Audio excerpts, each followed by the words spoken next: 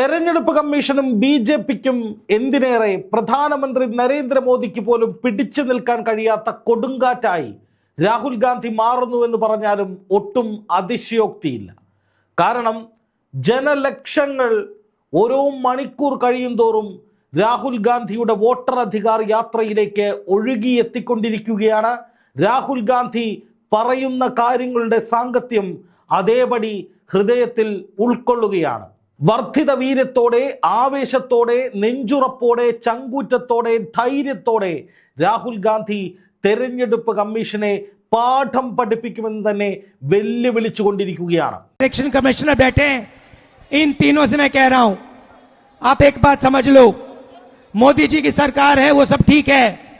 तेजस्वी जी ने कहा आपने बीजेपी की मेंबरशिप ले रखी है, आप बीजेपी के लिए काम कर रहे हो, मगर एक बात समझ लो, एक दिन ऐसा आएगा जब यहां पे बिहार में और दिल्ली में इंडिया गठबंधन की सरकार होगी, फिर हम आप तीनों को देखेंगे, कार्रवाई आपके खिलाफ करेंगे. നോക്കുക എത്ര ആർജവത്തോടെയാണ് രാഹുൽ ഗാന്ധിയുടെ വെല്ലുവിളിയെന്ന്. ഇപ്പോൾ നരേന്ദ്രമോദിയുടെ സർക്കാരുണ്ട്, നിങ്ങൾക്ക് തെരഞ്ഞെടുപ്പ് കമ്മീഷനോട് പറയുക, നിങ്ങൾ അവർക്ക് വേണ്ടിയാണ് പ്രവർത്തിക്കുന്നത്. പക്ഷേ രാജ്യത്തും ബീഹാറിലും ഒരു ഇന്ത്യ സഖ്യ സർക്കാർ വരുന്ന ഒരു ദിവസം വരും, അപ്പോൾ നിങ്ങളെ നമുക്ക് കാണണം, അല്ലെങ്കിൽ നമുക്ക് കാണാം എന്നാണ് രാഹുൽ ഗാന്ധി ഇപ്പോൾ പറഞ്ഞതിൻ്റെ മലയാളം അർത്ഥം. നോക്കുക, രാഹുൽ ഗാന്ധി കാര്യമായി തന്നെ തീരുമാനിച്ചുറപ്പിച്ച മട്ടിലാണ് എന്നതിന് ഇതിൽ പരം മറ്റൊരു തെളിവിൻ്റെ ആവശ്യമുണ്ട് എന്ന് തോന്നുന്നില്ല. കാരണം ജനങ്ങൾ ഒഴുകിയെത്തുകയാണ് രാഹുൽ ഗാന്ധിയെ കാണാൻ, കേൾക്കാൻ. ബീഹാറിൽ വോട്ടർ അധികാർ യാത്ര നടത്തുന്നതിന് മുമ്പ് രാഹുൽ ഗാന്ധി കർണാടകയിലെ മഹാദേവപുര എന്നൊരൊറ്റ മണ്ഡലത്തിലെ വോട്ട് കള്ളങ്ങളുടെ കണക്കൊന്നൊന്നായി പവർ പോയിന്റ് പ്രസന്റേഷനിലൂടെ പുറത്തുവിട്ട് ലോകത്തെ അറിയിച്ചപ്പോൾ പലരും ഇവിടെ ഇരുന്ന് പുച്ഛിച്ചത് എനിക്ക് ഓർമ്മയുണ്ട്. മറുനാടൻ മലയാളി എന്ന യൂട്യൂബർ സാജൻ ഷ്കാരിയ പറഞ്ഞത്, രാഹുൽ ഗാന്ധി പറഞ്ഞത് മുഴുവൻ പച്ചക്കള്ളമാണ്, മോദിയെയും ബി.ജെ.പിയെയും അനാവശ്യമായി വേട്ടയാടുകയാണ്, ഇനി ഒരു കാരണവശാലും ഇതൊന്നും അംഗീകരിക്കാൻ കഴിയില്ല, ജനങ്ങളെ നിങ്ങളിത് വിശ്വസിക്കരുത്, കോൺഗ്രസ് പറയുന്നത് നുണയാണ് എന്നായിരുന്നു. ഈ നാലാംകട യൂട്യൂബർമാർ കിടന്ന് പൊളയ്ക്കുന്നത് പോലെയല്ല ഈ രാജ്യത്തെ ജനങ്ങളുടെ മനസ്സിൽ രാഹുൽ ഗാന്ധിക്കുള്ള സ്ഥാനമെന്ന് ഈ ദൃശ്യങ്ങൾ കാണുമ്പോൾ നിങ്ങൾക്ക് മനസ്സിലാകും.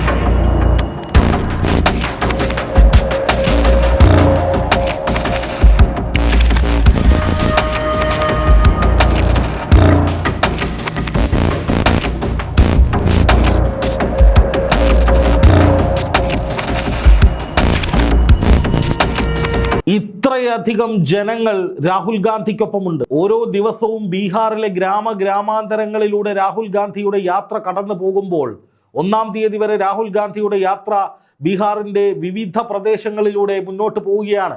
ഈ യാത്ര മുന്നോട്ട് പോകുന്ന ഓരോ സ്ഥലങ്ങളിലും വെച്ച് രാഹുൽ ഗാന്ധി സാധാരണക്കാരെ കാണുന്നുണ്ട്, വോട്ട് കൊള്ളയുമായി ബന്ധപ്പെട്ട കാര്യങ്ങൾ സംസാരിക്കുന്നുണ്ട്, അങ്ങോട്ട് പറഞ്ഞു കൊടുക്കുന്നുണ്ട്, അവർ കുറേ ആവലാതികളും പരാതികളും ഇങ്ങോട്ട് പറയുന്നുണ്ട്.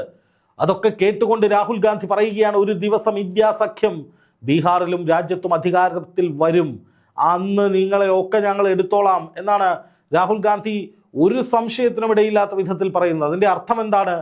നല്ല കോൺഫിഡൻസ് ഉണ്ട്, നല്ല ധൈര്യമുണ്ട്, നല്ല ആത്മബലമുണ്ട് രാഹുൽ ഗാന്ധി എന്ന പ്രതിപക്ഷ നേതാവിനും ഇന്ത്യ മുന്നണിക്കും. രാഹുൽ ഗാന്ധിയുടെ കൂടെ തേജസ്വി യാദവാണുള്ളത്, RJDയുടെ നേതാവ്. അദ്ദേഹം മുഴുവൻ സമയവും രാഹുലിനൊപ്പമാണ്. കുറച്ച് ദിവസങ്ങൾക്ക് മുൻപ് ഗോദി മീഡിയ പ്രചരിപ്പിച്ചത് ഇന്ത്യ മുന്നണി അടിച്ചു പിരിയുന്നു, തേജസ്വി യാദവ് രാഹുൽ ഗാന്ധിയുമായി ഉടക്കിയിരിക്കുന്നു, രാഹുൽ ഗാന്ധിക്ക് കിട്ടുന്ന സ്വീകാര്യതയിൽ അല്ലെങ്കിൽ രാഹുൽ ഗാന്ധി നടത്തുന്ന വൺ മാൻ ഷോയിൽ തേജസ്വിക്കൊക്കെ വലിയ അതൃപ്തിയാണ് എന്ന കള്ളക്കഥ പടച്ചുവിടുകയായിരുന്നു ഗോദി മീഡിയ. പക്ഷെ ഇപ്പം എന്താ സംഭവിക്കുന്നത്? രാഹുൽ ഗാന്ധിയുടെ റൈറ്റ് ഹാൻഡായി തേജസ്വി യാദവ് അവിടെ മുഴുവനുണ്ട്. ബീഹാറിൽ മുഴുവൻ രാഹുലിന് ഒപ്പം തന്നെ തേജസ്വി യാദവുമുണ്ട്.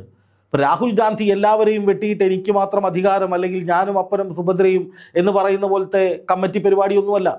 എല്ലാവരെയും ചേർത്ത് നിർത്തിക്കൊണ്ടാണ് രാഹുൽ ഗാന്ധി മുന്നോട്ട് പോകുന്നത്. അതുകൊണ്ടാണ് 24 പ്രതിപക്ഷ പാർട്ടികളുടെ നേതാക്കളാണ് ഈ രാഹുൽ ഗാന്ധിയുടെ വോട്ടറധികാർ യാത്രയിൽ പങ്കെടുക്കുന്നത്. കോൺഗ്രസിനെ ഏറ്റവും വലിയ ശത്രുവായി പ്രഖ്യാപിക്കുന്ന, ഭാവി പ്രധാനമന്ത്രിയാകാൻ വലിയ താല്പര്യമുണ്ട് എന്നൊക്കെ ഗോദി മീഡിയ പറയുന്ന മമതാ ബാനർജി പോലും ഈ യാത്രയിൽ പങ്കെടുക്കുന്നുണ്ട്. അതായത് പ്രതിപക്ഷ ഐക്യം ഊട്ടിയുറപ്പിച്ചുകൊണ്ട് മോദി ഭരണത്തെ വലിച്ചു താഴെയിടും എന്നു തന്നെ വിശ്വസിച്ചുകൊണ്ടാണ് രാഹുൽ ഗാന്ധി ഈ യാത്ര നടത്തുന്നത്. തെരഞ്ഞെടുപ്പ് കമ്മീഷൻ രാഹുൽ ഗാന്ധിയോട് മാപ്പ് പറയാൻ പറയുന്നു. എൻ്റെ അച്ഛൻ്റെ പേര് സവർക്കറല്ല, പോയി പണി നോക്ക്, മാപ്പുമില്ല, ഒരു കോപ്പുമില്ല എന്ന് രാഹുൽ ഗാന്ധി ശക്തമായി തന്നെ തിരിച്ചടിക്കുന്നു. അല്ലെങ്കിൽ ആ നിലയിൽ അദ്ദേഹം നിലപാട് കൈക്കൊള്ളുന്നു. അതിനുശേഷം അദ്ദേഹം ശക്തമായി തന്നെ മുന്നോട്ട് പോകുന്നു. രാഹുൽ ഗാന്ധി കള്ളനാണ്, പറഞ്ഞതത്രയും പച്ച കള്ളമെന്ന് യൂട്യൂബർമാരെയും മറ്റും ഉപയോഗിച്ചുകൊണ്ട് സംഘപരിവാർ വ്യാജ പ്രചാരണം ശക്തമാക്കുന്നു. പക്ഷെ അതുകൊണ്ടൊന്നും താഴെ വീഴില്ല, തകരില്ല എന്ന് രാഹുൽ ഗാന്ധി ഉറച്ചു തീരുമാനിച്ചിരിക്കുകയാണ്. അതുകൊണ്ട് തന്നെ ഈ യാത്ര തീരുമ്പോൾ, അതായത് ബീഹാറിലെ ഈ വോട്ടറധികാർ യാത്ര അവസാനിക്കുന്ന ഘട്ടത്തിൽ ഇതൊരു ചരിത്ര സംഭവമായി മാറുമെന്ന കാര്യത്തിൽ സംശയമില്ല. എന്ന് മാത്രമല്ല, ഈ വോട്ടറധികാർ യാത്രയ്ക്ക് ശേഷം രാജ്യവ്യാപകമായി വിവിധ സംസ്ഥാനങ്ങളിൽ നിന്ന് സമാന രൂപത്തിൽ തെളിവുകൾ ശേഖരിച്ചുകൊണ്ട് വോട്ടർ പട്ടികയിലെ ക്രമക്കേടുകൾ മുഴുവനായി രാജ്യത്തെ ബോധ്യപ്പെടുത്തുക എന്ന നയത്തിലേക്കാണ്, എന്ന തന്ത്രത്തിലേക്കാണ്, അല്ലെങ്കിൽ എന്ന രാഷ്ട്രീയ നീക്കത്തിലേക്കാണ് രാഹുൽ ഗാന്ധി പോകുന്നത്. ഒരു സംശയവും വേണ്ട. ഈ വിധത്തിലാണ് രാഹുൽ ഗാന്ധിയുടെ മുന്നോട്ട് പോക്കെങ്കിൽ അത് പ്രധാനമന്ത്രി നരേന്ദ്രമോദിക്കും BJPക്കും തെരഞ്ഞെടുപ്പ് കമ്മീഷനുമൊക്കെ വലിയ പ്രഹരമാകുമെന്ന കാര്യത്തിൽ സംശയമില്ല. തെരഞ്ഞെടുപ്പ് കമ്മീഷനെ ഇംപീച്ച് ചെയ്യുക എന്ന നിലയിലേക്ക് ചരിത്രത്തിലാദ്യമായി പ്രതിപക്ഷം പാർലമെൻറ്റിൽ ഇടപെടാൻ വേണ്ടി പോവുകയാണ്. അതിന് നോട്ടീസ് തയ്യാറാക്കിയിരിക്കുകയാണ്. ഇതൊക്കെ ഒരിക്കലും നമ്മുടെ രാജ്യത്ത് കണ്ടിട്ടും കേട്ടിട്ടുമില്ലാത്ത കാര്യങ്ങളാണ്. എന്ന് മാത്രമല്ല, ചരിത്രത്തിലാദ്യമായാണ് തെരഞ്ഞെടുപ്പ് കമ്മീഷൻ പ്രതിപക്ഷ നേതാവിൻ്റെ ആരോപണത്തിന് മറുപടി പറയാൻ വേണ്ടി മാത്രം വാർത്താ സമ്മേളനം വിളിക്കുന്നത്. അപ്പോൾ രാഹുൽ ഗാന്ധിയുടെ ആരോപണങ്ങൾ അത്രയും ഗൗരവതരമാണ്, ഇളകി തുടങ്ങിയിരിക്കുന്നു എന്ന് തെരഞ്ഞെടുപ്പ് കമ്മീഷന് ബോധ്യപ്പെട്ടു. അതുകൊണ്ടാണ് 10-ാം ദിവസം ഗത്യന്തരമില്ലാതെ കമ്മീഷൻ വാർത്താ സമ്മേളനം വിളിച്ചത്. ആ വാർത്താ സമ്മേളനം വിളിച്ചതിന് ശേഷം എന്താണ് സംഭവിച്ചത്? രാഹുൽ ഗാന്ധിയെ പഴി പറയാനായി, രാഹുൽ ഗാന്ധിയെ കൊച്ചാക്കി കാണിക്കാനായി, അല്ലെങ്കിൽ രാഹുൽ ഗാന്ധി പിച്ചുമ്പയും പറയുകയാണെന്ന് വരുത്തി തീർക്കാൻ വേണ്ടി നടത്തിയ വാർത്താ സമ്മേളനം അക്ഷരാർത്ഥത്തിൽ തിരിച്ചടിക്കുന്ന സാഹചര്യമാണ് ഉണ്ടായത്. പല ചോദ്യങ്ങൾക്കും മറുപടി പറയാതെ വിയർത്ത് കുളിക്കുന്ന തെരഞ്ഞെടുപ്പ് കമ്മീഷനെയാണ് നമുക്ക് കാണാൻ സാധിച്ചത്. അനുരാഗ് ഠാക്കൂർ എന്ന കേന്ദ്രമന്ത്രി പറഞ്ഞ പച്ച നുണകളെക്കുറിച്ച് ഒരക്ഷരം പോലും പറയാതെ രാഹുലിൻ്റെ മാത്രം മെക്കിട്ട് കയറുന്ന പക്ഷപാതിത്വപരമായി ഇടപെടുന്ന തെരഞ്ഞെടുപ്പ് കമ്മീഷനെയാണ് കാണാൻ സാധിച്ചത്. അതുകൊണ്ട് തന്നെ ഈ വാർത്താ സമ്മേളനം കേന്ദ്ര സർക്കാരിനും തെരഞ്ഞെടുപ്പ് കമ്മീഷനും തിരിച്ചടിച്ചിരിക്കുകയാണ്. അത് രാഹുൽ ഗാന്ധിക്ക് നൽകിയ ഊർജം ചെറുതല്ല. രാഹുൽ ഗാന്ധി അതിശക്തമായി തന്നെ തൻ്റെ നിലപാടിൽ ഉറച്ചുകൊണ്ട് മുന്നോട്ട് പോകാൻ തീരുമാനിക്കുന്നു. ജനങ്ങൾ അത് മുഴുവൻ ഏറ്റെടുക്കുന്നു. ജനലക്ഷങ്ങൾ രാഹുൽ ഗാന്ധിക്കൊപ്പം അണിനിരക്കുന്നു. രാഹുലിൻ്റെ സ്വീകാര്യത വലിയ തോതിൽ വർദ്ധിക്കുന്നു. ഒരു വലിയ മാറ്റത്തിൻ്റെ സൂചനകൾ രാജ്യം മുഴുവൻ കാണുകയാണ്.